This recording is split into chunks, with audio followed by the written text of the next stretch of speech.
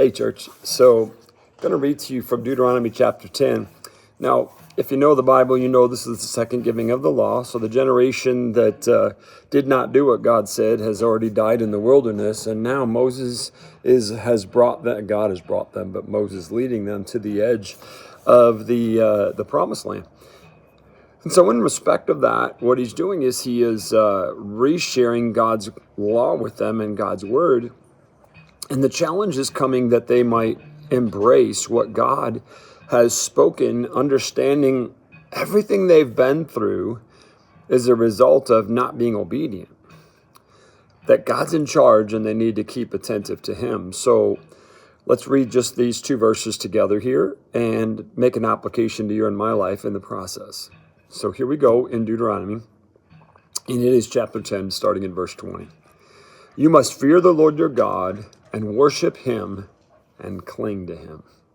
Your oaths must be in his name alone. He alone is your God, the only one who is worthy of your praise, the one who has done these mighty miracles that you have seen with your own eyes. Yeah, that's such a cool thing when we look at this. You know, it's like, wait a minute, you must like have the fear, the awe, the wonder in your heart of who God is and worship him and cling to him. I love that opening because it's like, you know, it's not just like he's out there and we're kind of having this kind of fling relationship with him. He's saying like, this is more than that. The challenge from God's word is that this relationship is one of awe and inspiration of who he is, that we worship him, we adore him, that our life is about him, and we cling to him. He's our hope.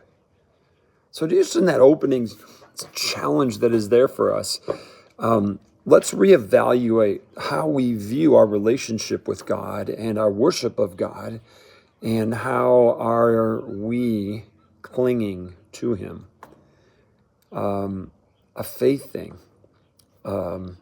You know what I mean when I say a faith thing. I'm saying like our faith just absolutely engulfing, grabbing on and holding on to God. So everything that we do is an act of worship to him, in awe of him, desiring a relationship with him. Because as we look at our life and we look back, just like what the people here were being called to do, we see the miraculous hand of God that has done so many things, even when we were not being faithful and walking with him, but we have seen him, not even only in our own life, but in the lives of those around us, and we've seen the evidence of God. So let's worship him, cling to him, be in awe of him, and let's be his church. God bless you today.